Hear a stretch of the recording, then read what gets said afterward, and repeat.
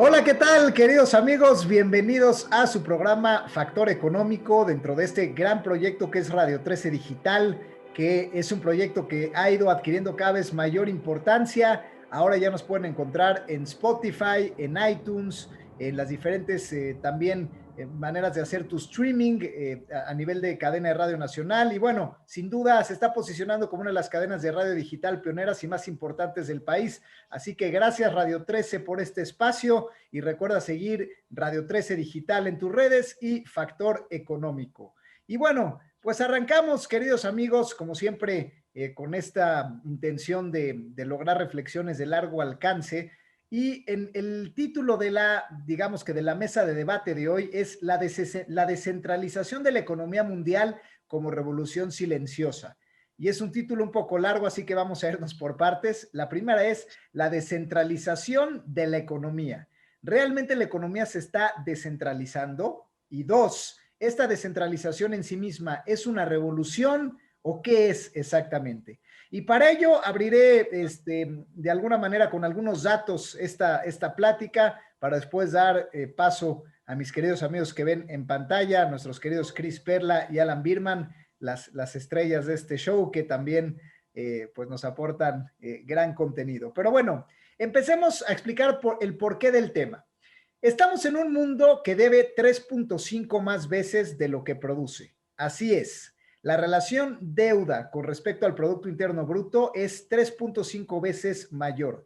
El mundo no puede pagar lo que se debe a sí mismo. De manera desagregada, los gobiernos tomaron la decisión de financiar sus proyectos y la calidad de vida de sus ciudadanos con un dinero que no tienen y prestándose dinero entre unos y otros, pues ya más allá de reestructuras y patear el balón y decir págame abonos chiquitos durante más plazo, aquí no es abonos chiquitos para pagar poquito porque es abonos chiquitos para pagar más, lo que alguna vez vimos con Grecia, hoy en día prácticamente en toda la Unión Europea, pues ha llevado a un escenario que ciertamente tenemos que empezar a cuestionar. No podemos seguir siendo ciegos ante el tema de que pues Estados Unidos es el país que más dinero debe, que sus techos de deuda los cambian los legisladores cada año y donde, escuchen muy bien este dato, el 22% de los dólares que existen en circulación, prácticamente uno de cada cuatro, fueron impresos en 2020.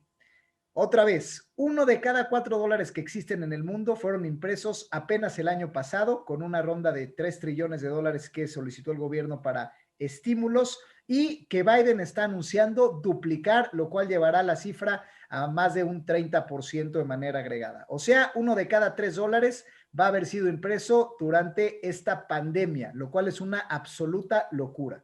Tenemos por otro lado todo este tema de que los gobiernos europeos están acercando sus tasas impositivas por arriba del 50%, con subsidios crecientes a una población envejecida también totalmente.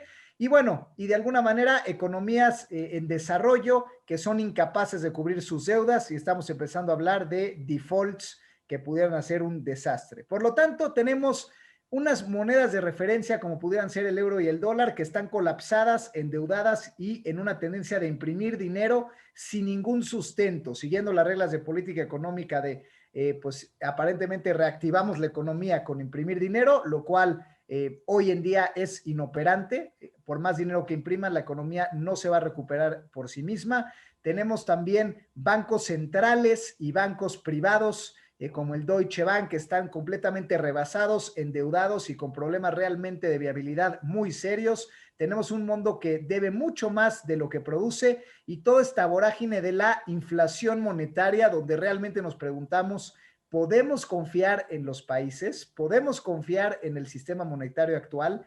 Esto va a colapsar en algún momento y creo que este es el cuestionamiento que justamente nos viene a despertar esa mesa de debate. Ahora, ¿por qué ahora y no en otro momento? Pues justamente porque estamos en el año en que las criptomonedas, justamente este espejo opuesto de un sistema de dinero descentralizado que no depende de un gobierno, que no depende de un grupo de personas y que finalmente está sujeto a unas reglas de oferta y producción, digamos, masivas, han subido a máximos históricos en volumen, en transaccionalidad, en precio, además de que empieza a haber cierta adopción corporativa por noticias recientes como la de Elon Musk, que decidió pues gastar nada menos que casi el 10% de su tesorería en comprar criptomonedas. Así que, señores, sí estamos viendo los pininos, la punta del iceberg, quizá no significativa todavía, de una alternativa ciudadana que dice tiene que haber otra alternativa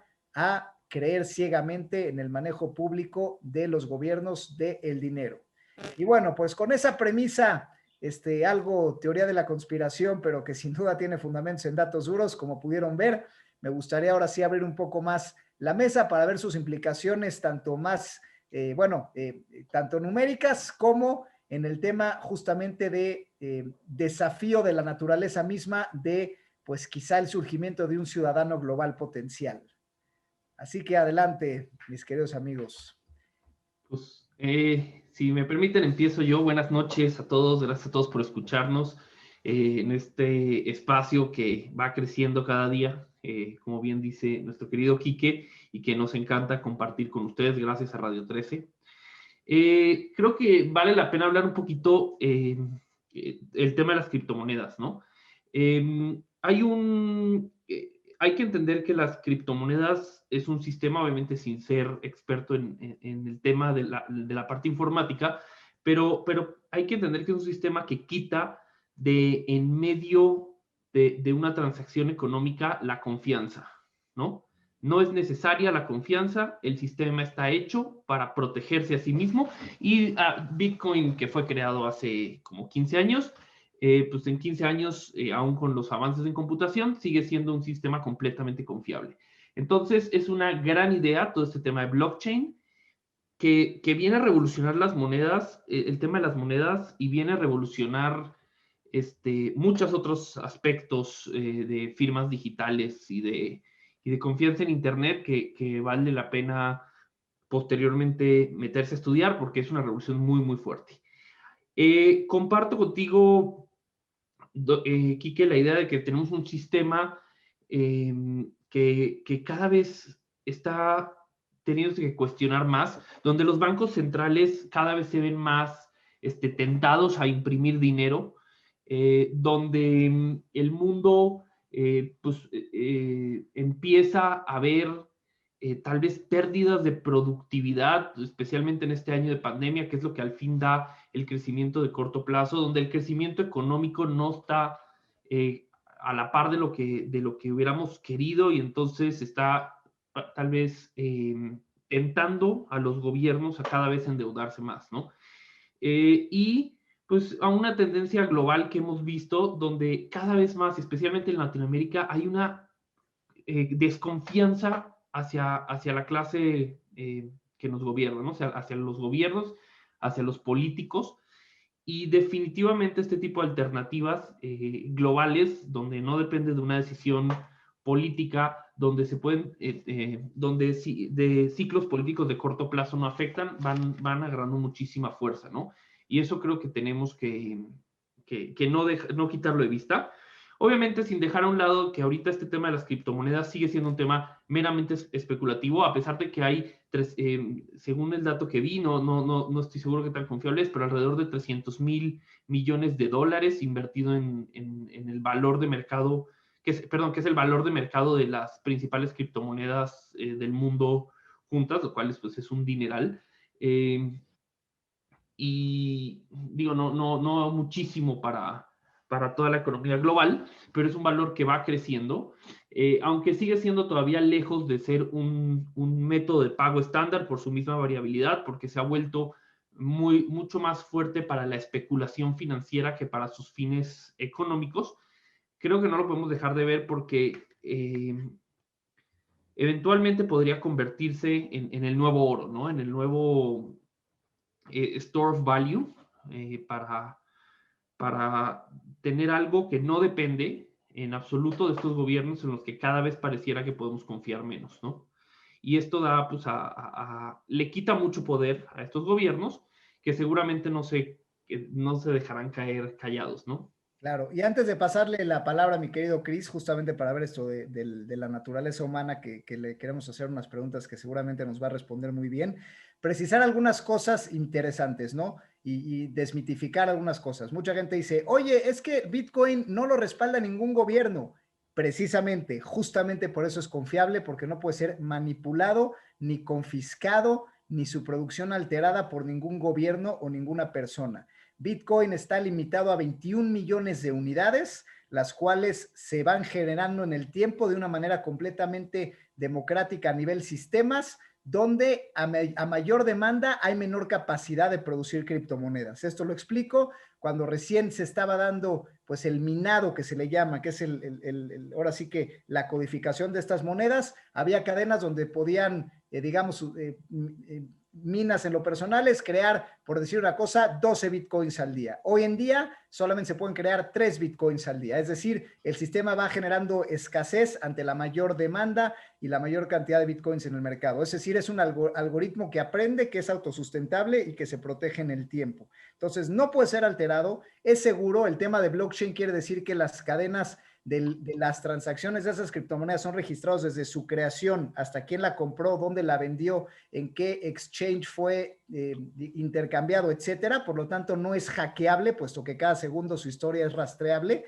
en este tema. Y 3, está creciendo en adopción. Este número que decía Alan, si bien las criptomonedas están en máximos históricos, aquí todavía las bolsas a nivel oficial no pueden comprar criptomonedas. Por eso tiene que haber centros de intercambio o exchanges, digamos que no es la Bolsa Mexicana de Valores, sino otros a nivel mundial, pero este exchange es revolucionario porque justamente puedes hacerlo desde cualquier lugar del mundo, 24 horas al día, 7 días de la semana.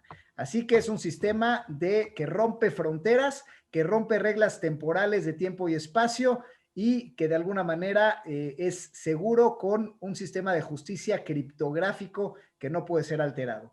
Y en este sentido, quisiera abrir el tema contigo, Chris. Los seres humanos siempre tenemos esta necesidad de seguridad en nuestra autoestima, de sentir que hay algo en lo que podemos confiar, ¿no? Entonces, como ciudadanos, oye, no va a haber, pues yo sé que Estados Unidos hace bien las cosas. O sea, si compro dólares, estoy confiando en el mejor gobierno y más fuerte del mundo. Y bueno, es como una seguridad de la necesidad de obedecer como ser humano y la necesidad de que haya alguien que sí sabe lo que está haciendo y sí tiene un plan, ¿no? Ya sea un Dios o ya sea un país a niveles nacionales. ¿Tú crees que este paradigma realmente se pueda llegar a romper, este tema de la obediencia y la necesidad de tener un patrón ordenado, jerárquico por encima nuestro? Muchas gracias, mi querido Quique, y buenas noches a toda la audiencia. Yo tengo algunos cuestionamientos que me gustaría regresarles, pero déjame primero, respetando tu solicitud, contestar. Yo creo que este tema de la confianza hacia lo que hoy es como el statement, hacia lo que es el gobierno, hacia lo que es nuestro sistema democrático, pues hoy ya se puede apreciar que está profundamente mermado, soslayado en la inmensa mayoría de los países que son economías en desarrollo. Vemos, yo le denomino lo que es la hiperrealidad, ¿no? ¿Qué es este tema? La hiperrealidad se está propendiendo a desvanecer el centro, ¿no? O eres de derecha o eres de izquierda, o eres ultrafeminista o literalmente eres totalmente neutra al respecto, ¿no? O eres una empresa que se está solidificando y está creciendo, se come el mercado, o eres una empresa que propende a desvanecerse, ¿no? Y creo que es grave que empecemos nosotros en esta hiperrealidad a perder las matices del centro, porque una de las cuestiones más sabias que puede tener el ser humano es el hecho de entender los matices, que no todo es blanco y que no todo es negro, ¿no? O eres de derecha o eres de izquierda, ¿no? Y eso lo podemos ver en muchos países. Y ante esta falta de confianza que se ha tenido en las instituciones, en los gobiernos durante tantos años, ya se ha optado por cambiar totalmente el sistema, inclusive ha surgido toda esta exacerbación de movimientos ideológicos, ¿no? O políticos o sociales, donde literalmente estamos buscando como el blanco no nos funcionó, vamos por el negro, pero desafortunadamente hoy estamos viendo que pues el negro no fue tan buena alternativa, ¿no? Y ahí tenemos a países con una falla institucional, no sé si denominarle ya tan profundo como un estado fallido, pero pues a lo mejor una Argentina, inclusive ahorita quizá nuestro país México está propendiendo a irse a ese tipo de dinámicas, Entonces yo creo que esta falta de confianza ya está hoy en las personas, ¿no? Y afortunadamente, ya no solamente es un tema de países en vías de desarrollo, ¿no? Ya no es como, o sea, todo el mundo sabemos que muchos de los empresarios en México, por ejemplo, en Latinoamérica, pues propenden a sacar sus inversiones, ¿no? Es, oye, una parte la quiero tener en euros, otra parte la quiero tener en dólares, o inclusive quiero comprar bienes inmuebles en otro país porque ya no confío en el andamiaje institucional. Y desafortunadamente vemos a muchos líderes que están agudamente transgrediendo las instituciones, ¿no? Donde en este famosísimo al diablo las instituciones están creyendo ya inclusive hasta en un tema como profético, donde son los elegidos y ellos pueden estar por encima de la ley, lo cual me parece muy grave, pero la respuesta contundentemente es, hoy ya se está viviendo. Hoy hay muchas personas que ya no confían ni en los organismos ni en los gobiernos, y eso pues, se está exacerbando, ¿no? Ahora, creo, como bien dices, Quique, que el ser humano por naturaleza es tribal, el ser humano por naturaleza tiene este sentido de afiliación, ¿no? Y tiene que ver mucho inclusive desde cómo surgió el hecho de que un ser humano a lo mejor hace miles de millones de años, ¿ok? O miles de años, pues para sobrevivir requería estar en un clan, ¿no? Requería estar en este sentido en una tribu que le pudiera a alguien permitir cocinar, o uno cosechar, o otro cazar, y entonces el ser humano era más fuerte en conjunto que aislado, ¿no? Entonces sí propendemos hacia este tema de las tribus, hacia este tema del sentido de pertenencia, y la verdad es que cada vez se está viendo más esta falta de confiabilidad hacia ese tipo de cuestiones, y por supuesto que empiezan a surgir pues este tipo, pues ya le hemos denominado, ¿no? El nómada digital, ¿no? Donde, oye, pues yo ya soy ciudadano del mundo y puedo usar PayPal, y entonces ya no me importa si estoy en Birmania o si estoy en Laos o si estoy en México, la realidad es que todo está en PayPal, y entonces ya no es un tema que yo tenga que estar dentro de cierto andamiaje, y sí se han roto muchísimas fronteras. Yo tengo un par de preguntas a ustedes que son expertos en este tema macroeconómico. ¿Es sostenible en el largo plazo el sistema en el que vivimos? Eso sería una pregunta. Y segunda, que también es mucha curiosidad de mi parte y seguramente a la inmensa mayoría de nuestros escuchas, les gustaría saber por qué Elon Musk hizo esa jugada. A mí de verdad me parece magistral ese tipo, está en, no sé cómo decirlo, pero creo que vive en otra dimensión alterna a los mortales como yo. Entonces yo tengo esas dos preguntas, no sé quién me las quiera contestar, y creo que son muy valiosas para la audiencia, ¿no? El primero es, si es viable este sistema en el largo plazo, y el segundo punto es, ¿por qué Elon Musk hizo una jugada de este tamaño y siendo la persona más rica del mundo? Pues bueno, ya prendí mi micrófono antes, mi querido Alan, así que empiezo, pero yo creo que vamos a contestar a los dos igual. Bueno, pues al final la pregunta sobre si el sistema es sostenible, digo, la premisa pues es que definitivamente no lo es, ¿no? Y justamente la consecuencia de esto es que tarde o temprano no vamos a poder vivir en un modelo subsidiado falsamente, donde la gente sin trabajar reciba dinero y los países, digamos que mantengan un estilo de vida a costa de lo que sea, ¿no? De imprimir dinero y de pedir dinero prestado. Este sistema pues simplemente es insostenible, y no quiere decir necesariamente que sea negativo, o sea, el colapso del sistema no significa que se va a ir al traste todo, simplemente que justamente tendrá que haber nuevas relaciones de interdependencia entre los países con conciencia entre bienes comunes, o sea, vamos a caer en cuenta de que pues hoy en día, como todos estamos interconectados en el sistema intermonetario, de alguna manera si cae algún banco central importante y cae algún país importante, pues a todos nos va a ir muy mal, y entonces es cuando nos vamos a plantear verdaderas cuestiones de redistribución de la riqueza, de desarrollo humano,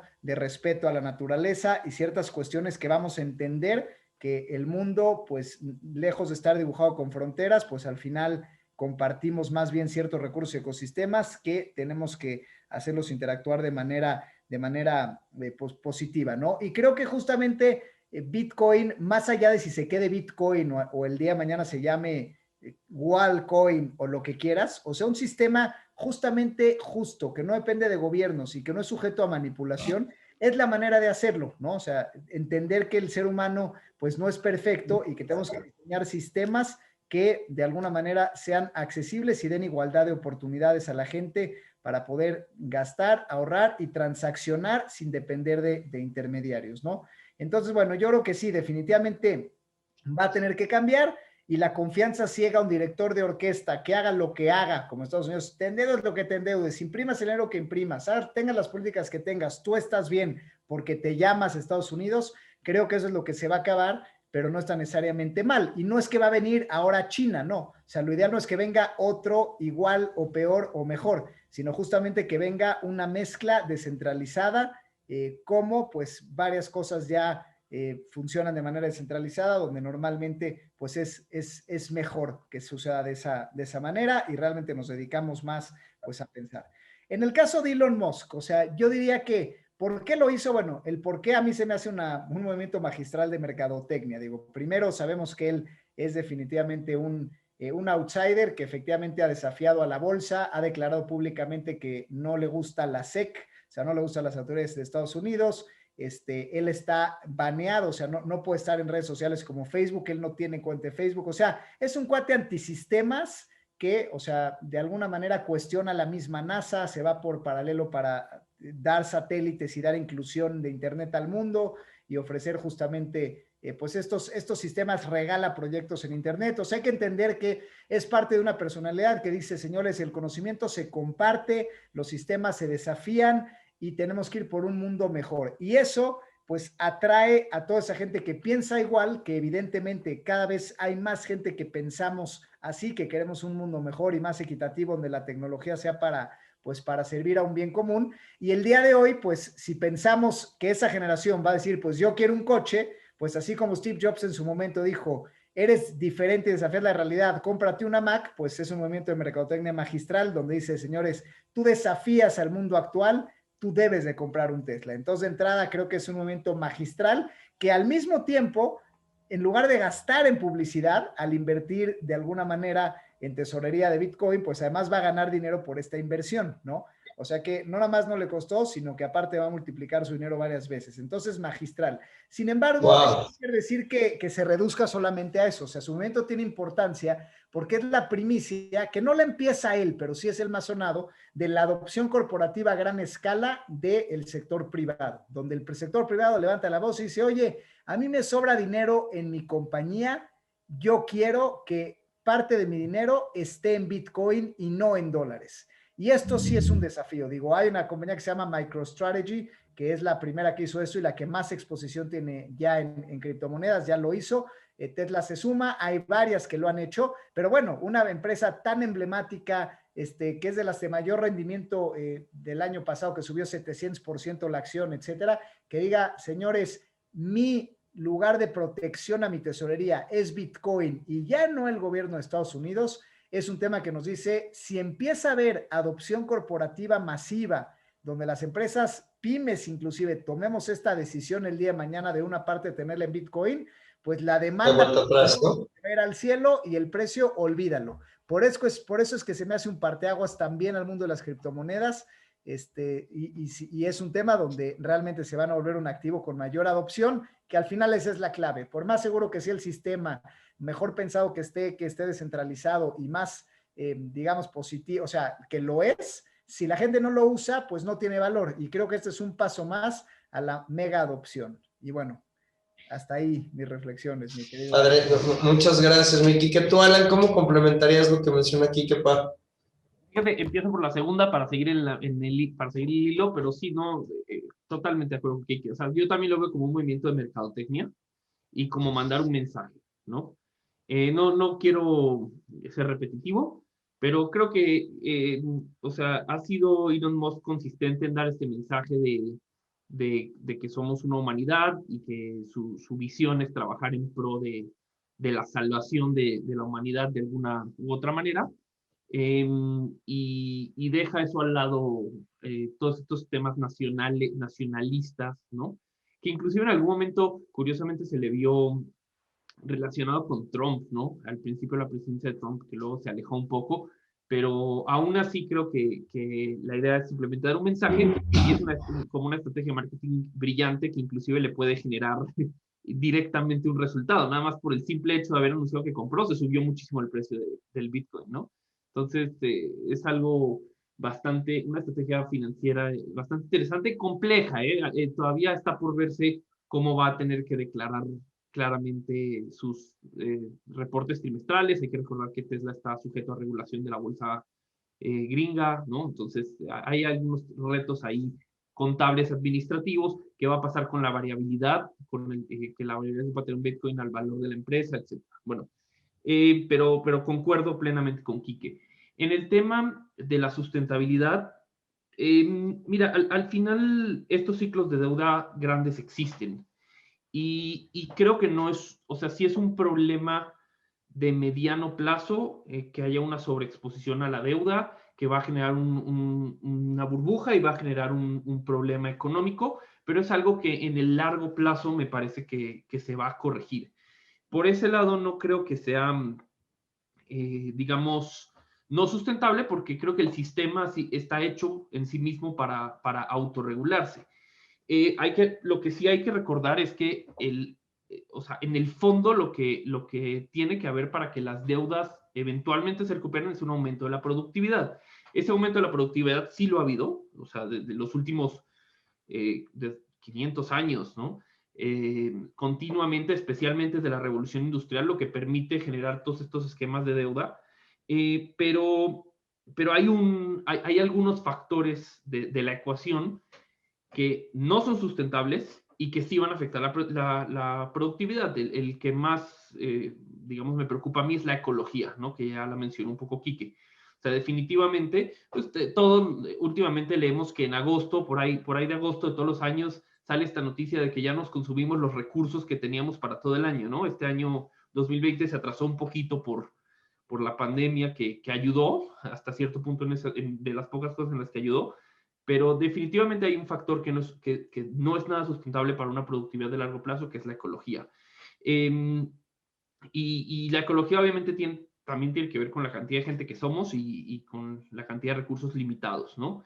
Hay otros factores que también están afectando la productividad, como la desigualdad, ¿no? Entonces, pues esta desigualdad genera este descontento, pues también está generando no solo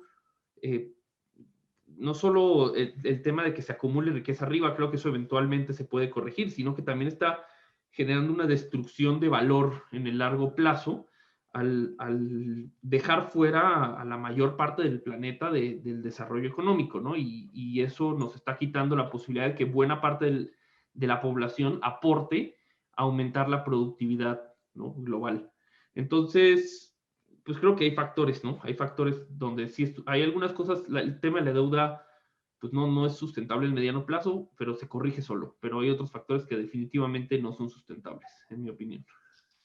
Creo, después de escucharlos, pues yo creo que podremos sacar como 2 o 3 conjeturas. Es el sistema como está funcionando actualmente, claramente está propendiendo a ser ya totalmente disfuncional, ¿no? Y creo que hay posturas, ¿no? Es, oye, requerimos un Estado mucho más burocrático, mucho más fuerte, mucho más andamiaje para que las personas realmente estén como contenidas, o dejamos un Estado laxo y dejamos que la famosa mano invisible del mercado sea la que corrija. Yo, cuando menos mi postura a título personal, es que debemos de poner candados a los seres humanos, ¿no? Lo que hemos visto a lo largo de la historia es que el ser humano sí propende a los excesos y no forzosamente va a estar tomando decisiones con base en el bien común, sino en la realidad hoy día, en un sistema tan capitalista y individualista como el que vivimos, lo que se ha propendido a exacerbar es el hecho de un individualismo que no está contribuyendo a que el mundo sea mejor. De hecho, todo lo contrario. Cada vez hay más exacerbación de la riqueza en esta hiperrealidad, pues tienes a los ultra ricos que cada vez son más ricos y tienes a los ultra pobres que cada vez tienen menos, ¿no? Y esta clase media que inclusive en países muy desarrollados, inclusive en países del tamaño europeos, escandinavos, que también está propendiendo a la disolución, pues creo que no está ayudando al mundo. Entonces, yo no sé si haya que hacer, porque no soy experto como ustedes en la parte quizá política o inclusive institucional, pero lo que sí sé es que tenemos que crear un sistema donde se propenda a decidir con base en el bien común, ¿no? Donde se propenda genuinamente a descentralizar la toma de decisiones en ciertas personas, porque la historia nos ha marcado que no hemos tomado las mejores decisiones. Creo que es algo que le conviene a la humanidad. Me encanta esta postura que platican ustedes de los Musk. Yo la verdad es que no soy tan cercano a su ideología. No digo que estoy en contra ni a favor, pero no la conozco tan a detalle. Pero sí creo que debiéramos de acercarnos a la tecnología como el medio para poder evolucionar y crear una sociedad más justa. Y que nos olvidemos también del tema de si eres mexicano, guatemalteco, israelí o hindú. O sea, creo que al final esta unicidad que reside detrás de todas estas filosofías religiosas o inclusive estos modus vivendi, ¿no? Donde hay una propensión a la unión y a la unicidad, creo que sería la única manera de poder salir avante. Entonces, sí, la confianza se ha desmantelado, sí, la realidad es que cada vez más nos cuestionamos como esto que decía aquí, que no es, oye, porque eres Estados Unidos, hagas lo que hagas, estás bien. Pues hay inversionistas que ya no lo ven así, ¿no? Y hay inversionistas que, inclusive personas que dicen, oye, después de ver lo que terminó pasando institucionalmente hablando, o inclusive entre partidos, o cómo la realidad es que ya no hay este centro, y este tema de cada vez me voy más hacia este lado o hacia este lado, creo que no está contribuyendo, pero sin duda creo que nos tendremos que asumir más como esta aldea global de la cual ya se ha platicado, y también este libro que yo lo leí por ti, que el tema de Homo Deus, ¿no? De cómo vislumbramos la tecnología dentro del humano, creo que también va a propender hacia allá, y creo que es algo inevitable. O sea, creo que la tecnología va a terminar, o sea, no va a haber una sola industria, actividad, sector y parte de tu vida donde la tecnología no se termine de ver inmersa, ¿no? Estoy totalmente convencido de ello, y creo que nos convendría más bien ver cómo adaptamos eso en vez de cómo lo eliminamos. Esa sería mi postura. Interesantísimo, interesantísimo, creo, Cris. Y mira, justamente me gustaría retomar un punto muy importante que tocaste, que es la eliminación de fronteras en cierta manera. E igual, yéndonos a libros, igual hay un autor que se llama Andrés Oppenheimer, que es un politólogo que escribe mucho pues, de realidades, y justamente él habla que la nueva ola de discriminación a futuro ya no va a tener que ver con color de piel o con nacionalidad, sino con seres humanos útiles e inútiles. Y esto tiene que ver con su capacidad de acceso y utilización de la tecnología. Es decir, si tú eres una persona que tiene acceso a tecnología, tienes un teléfono celular, estás en el sistema para poder hacer transacciones, entonces ante un mundo que se está yendo ante más trabajos automatizados, tú vas a poder encontrar tu lugar capacitándote y encontrando lugar en este mundo pues descentralizado donde tú te puedes gestionar. Pero si no tienes acceso a esto, no nada más eres discriminado porque no sabes, no tienes acceso a un sistema de transacciones, de bancas, de identidad, de nada, sino que además ya no le vas a servir al sistema porque la mano de obra intensiva que dependía de gente que recogiera un grano, que cortara una fruta o que pusieran una máquina un objeto repetidamente durante todo el día, pues eso no nada más ya casi no existe, sino que cada vez se va a acabar más. Entonces, ¿qué haces con ese tipo de gente que literalmente no va a servir, ¿no? Entonces, la discriminación de los inútiles e inútiles con relación a tecnología, y se oye muy duro, pero creo que justamente es súper válido eso, ¿no? Y hay que entender que pues necesitamos dar esta oportunidad y esta inclusión al mundo en el sentido tecnológico para que pueda haber mayores oportunidades y podamos tener la productividad necesaria para que sea sostenible el nivel de deuda actual. Así que creo que el papel de los gobiernos y el papel de las corporaciones y el papel de los grandes líderes de la humanidad, y por eso es que Elon Musk es tan importante, justamente debiera radicar en que la gente tenga acceso a servicios tecnológicos, que todos los lugares tengan señal, que la gente pueda tener internet, que la gente pueda tener dispositivos, que la gente pueda tener bancos, ¿no? Que la gente pueda estar bancarizada, que la gente reciba educación en este sentido, y creo que ese necesita ser el gran parteaguas, ¿no? Donde pues eso va a empoderar a la gente a la larga y va a crear pues realmente pues este nuevo concepto de ciudadanos globalmente conscientes que pues donde la tarea de preservar al mundo no va a ser de ciertos gobiernos en ciertas convenciones, sino justamente del ciudadano de a pie o del inversionista retail, como se conocen en el argot financiero, o sea, de la gente y no de los grandes fondos o los grandes gobiernos. No sé qué opinen de esto. Sí. Fíjate, digo, y retomando las dos cosas, yo personalmente soy una persona que siempre he sido poco nacionalista, independientemente de la nacionalidad.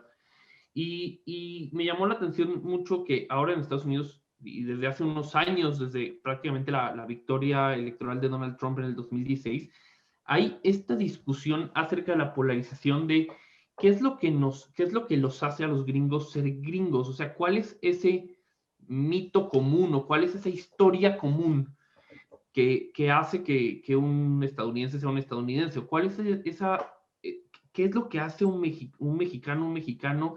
Y creo que esos temas, sí hay unas respuestas, algunos historiadores les pueden dar, pero creo, Chris, luego podrás hablar más del tema, pero son cada vez más borrosas, ¿no? Y eso es algo que me parece súper interesante. Cuando la historia que nos une como humanidad en un solo planeta con recursos limitados y donde, especialmente ahorita con todo este tema del COVID, nos dimos cuenta que sí estamos en el mismo, no vamos a decir en el mismo barco, pero por lo menos sí estamos en el mismo lugar, algunos con motor y otros sin motor, ¿no? Y creo que para mí es algo que se ha vuelto mucho más poderoso en mi manera de entender el mundo, pues que mi relación con cualquier otra persona que está en este planeta que con cualquier otra persona que está en el país, ¿no? Y digo, y definitivamente este tema de la clase útil y la clase inútil, que también Yuval Harari lo habla en Homo Deus, no lo sé, o sea, también creo que es un tema que se pensaba en la revolución industrial, y uno de los temas que hablan, por ejemplo, mucho en Singularity University no es, oye, es que vas a ser inútil, simplemente probablemente habrán nuevas funciones y nuevas maneras de generar valor del ser humano que hoy en día todavía no conocemos, pero que definitivamente los primeros que empiecen a trabajarlas pues van a ser los que ganen. Y de nuevo, y regresamos a este tema del Bitcoin, ¿no? El Bitcoin está sobre una tecnología que se llama blockchain, y esa tecnología que se llama blockchain va mucho más allá de un tema de monedas. Por ejemplo, una de las aplicaciones más importantes que se están visualizando es el tema de votos, del tema democrático. ¿Qué pasa si logras tener una digitalización tal de la democracia donde, por ejemplo, ya no necesitas un congreso, sino simplemente los mismos ciudadanos en ese momento pueden tomar a través de tecnologías digitales las decisiones que se requieran para el gobierno? Obviamente entran otro tipo de problemas, ¿no? De manipulación y de las decisiones, o que se tomen decisiones como, pues quito los impuestos mañana, ¿no? ¿Por qué pago impuestos? Pero definitivamente creo que es un tema que da para muchísimo más que los 45 minutos ahora que tenemos en este programa, ¿no? Y por ahí dejo Sí. mi opinión al aire. Creo fehacientemente que al final de los días estamos, ya lo he mencionado, dijo David Koncevic, uno de los grandes conferencistas que yo admiro con todo mi ser, ¿no? Y esto fue hace 4 o 5 años. Estamos en una fase de la historia donde las instituciones viejas no han terminado de morir y las nuevas no han terminado de nacer, y creo yo que la pandemia fue lo que vino a ponerle estocada final a las instituciones antaño, ¿no? O sea, creo que hoy día sí han terminado de morir muchas creencias en el mundo laboral, este tema en particular de que tiene que ser presencial o tengo que ser en esos grandes corporativos. Una cuestión también importante, porque si menciono eso, va a ser alguien que van a ser aquellos que sean productivos, aquellos que literalmente sean inútiles. Yo creo que a diferencia de las otras revoluciones que pudimos tener antaño, el impacto de automatización y de exacerbación de la tecnología que está teniendo actualmente es una locura. Inclusive también, ahorita que acaba de salir, por ejemplo, el tema del nuevo conteo del INEGI, no sé qué tanto sabe nuestra audiencia de ello, pero bueno, hoy que somos 126 millones 14 mil mexicanos aproximadamente según ese conteo, cada vez está habiendo menos tasa de natalidad, ¿no? Hace 10 años a hoy, o sea, bajó creo que de 3.1 o de 2.6, no recuerdo bien, a 2.1, y en ciudades como por ejemplo la Ciudad de México es donde más fuertemente ha caído la tasa de natalidad, ¿no? Donde la gente se está cuestionando este tema de si forzosamente tengo que tener hijos. Un dato que a mí me pareció de impacto es que las mujeres del 2010 a hoy, a 2020, sí, a 2020, pues del año pasado que se hizo el conteo, pasaron de un 49% aproximadamente como un 70-75%, si no me recuerdo, a ser productivas, ¿no? Entonces están incorporando más personas, pero la tecnología lo que está pasando es que está diciendo, bueno, no sé si fue porque pandemia, pero los bancos empezaron a eliminar una cantidad de posiciones de trabajo brutales.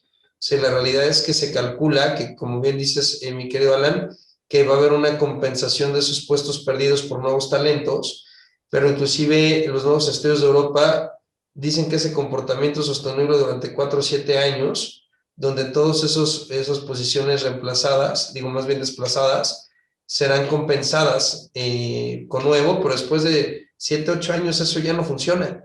Y también se supone que, también lo que decía el presidente del INEGI, que para los que nos escuchan en otros países, es el Instituto Nacional de Estadística, Geografía y cualquier otra cosa, sino Geografía, es eso, no me falta la I, no recuerdo exactamente. Informática. Ah, informática, exacto.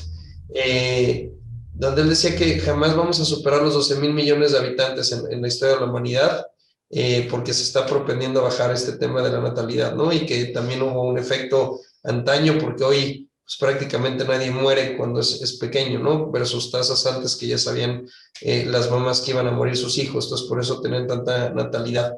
Yo creo que al final de los días, este derribo de estas instituciones hoy día, el tema de cómo la tecnología está incidiendo ya en absolutamente todo lo que hacemos, el hecho que hay muchas personas que sí nos asumimos más bien como, pues soy un ciudadano del mundo y ya puedo estar aquí y allá, y que inclusive lo que sí es una realidad, ¿no?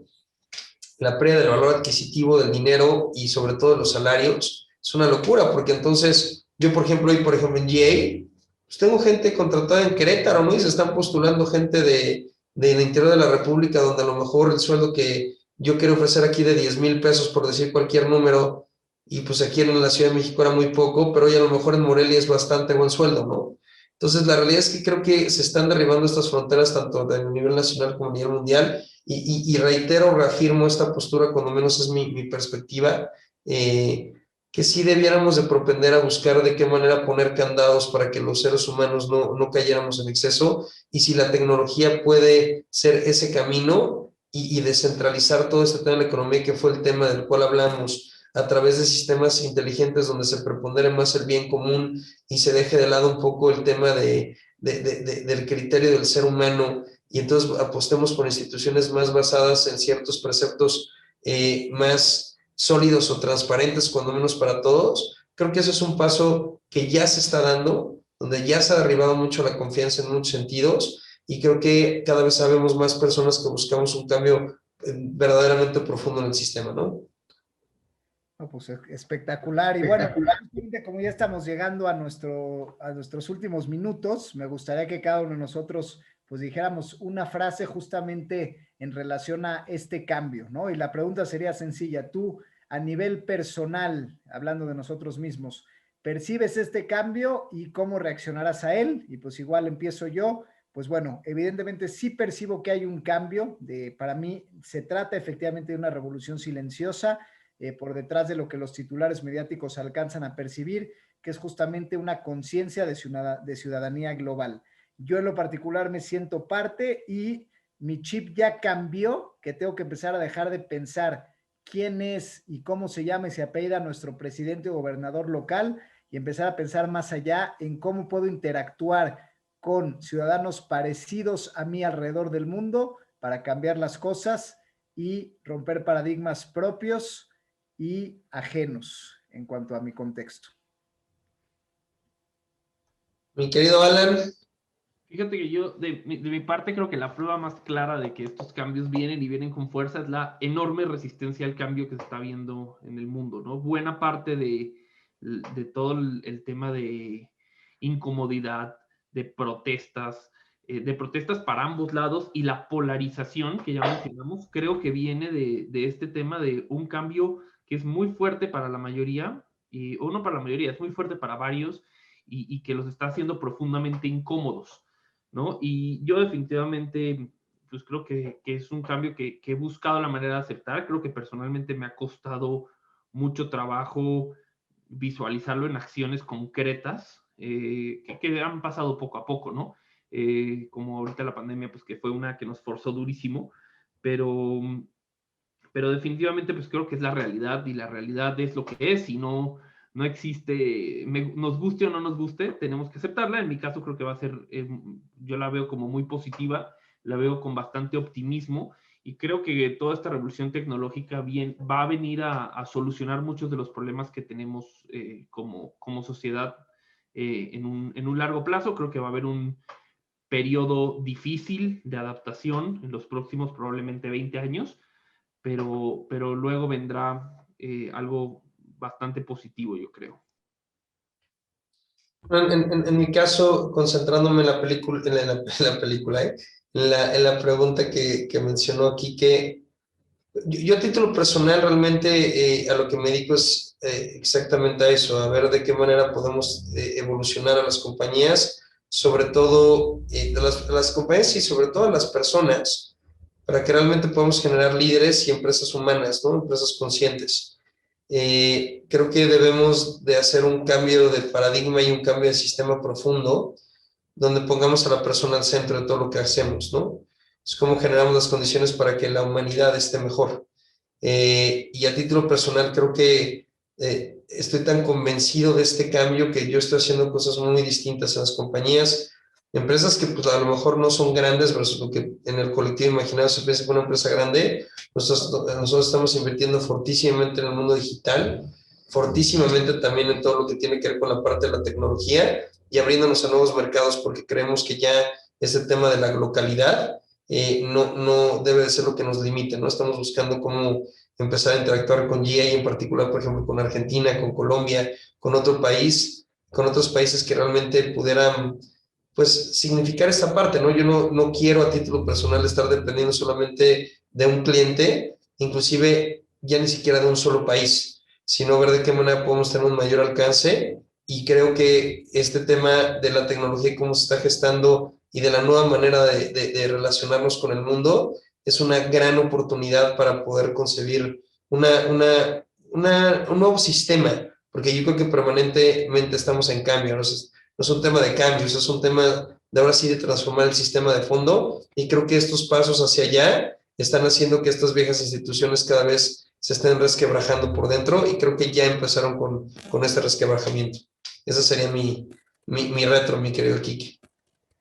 Pues espectacular programa, mis queridos Chris y Alan. Creo que dejamos a la audiencia con bastantes cosas que meditar y pensar. Y pues compártanos mucho, por favor, en redes sociales. Lo necesitamos. Queremos llegar a más gente, a más audiencia.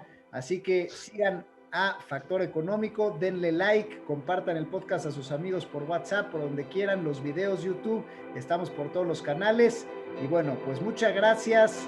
Nos vemos hasta la próxima.